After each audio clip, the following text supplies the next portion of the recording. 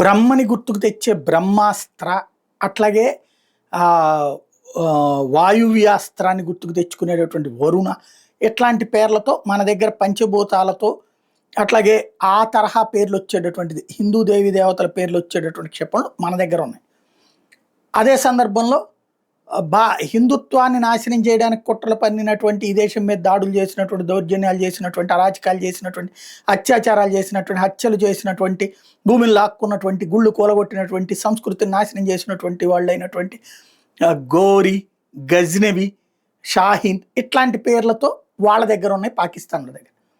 వాళ్ళు ఇప్పుడు మనకంటే స్ట్రాంగ్గా ఉన్నామని చూపించడం కోసం పాకిస్తాన్లో పెద్ద ఎత్తున ప్రయత్నిస్తున్నారు. ఎందుకంటే పాకిస్తాన్లో పక్కన బెలూచ్ రెబల్స్ ఫైటింగ్, ఓ పక్కన తెహ్రీక్ తాలిబాన్ పాకిస్తాన్ ఫైటింగ్, ఓ పక్కన సింధ్ రెబల్స్ ఫైటింగ్, సింధులో ప్రజలే తిరుగుబాటు, ఇంకో పక్కన పంజాబ్లో ప్రజా నిరసనలు, ఇంకొక వైపున ఇమ్రాన్ ఖాన్ వర్గం నిరసనలు, ఉక్కిరి బిక్కిరి అవుతున్నట్టు పాకిస్తాన్. దాన్ని కవర్ చేసుకోవడానికి మన దగ్గర ఆయుధ సంపత్తి తక్కువేం లేదు, భారతదేశంతో మనమేం ఓడిపోము, గెలుస్తాం అని చెప్పేందుకోసమని క్షిపణులు మొన్న పరీక్షిస్తే షాహీన్ శ్రేణి 400 కిలోమీటర్లు వాళ్ళ దేశంలోనే పడిపోయి పేలిపోయింది.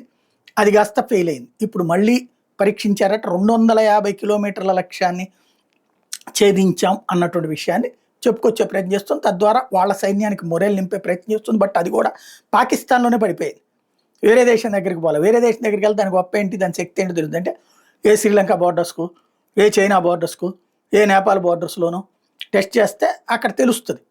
అలా కాకుండా తన దేశంలోనే ఎక్కడో మూలన చేసేసాను, నేను అయిపోయింది, సక్సెస్గా ఉంది అని చెప్తే ఆ సక్సెస్ ఎంత అన్నటువంటిది నమ్మశక్యంగా ఉంది. ఎందుకంటే పాకిస్తాన్కి సంబంధించిన విమానాలే కూలిపోవడం అన్నటువంటిది కామన్గా జరుగుతుంటుంది కాబట్టి. బట్ అక్కడ పరీక్షించి సక్సెస్ అయ్యామని ప్రకటించుకుంది పాకిస్తాన్.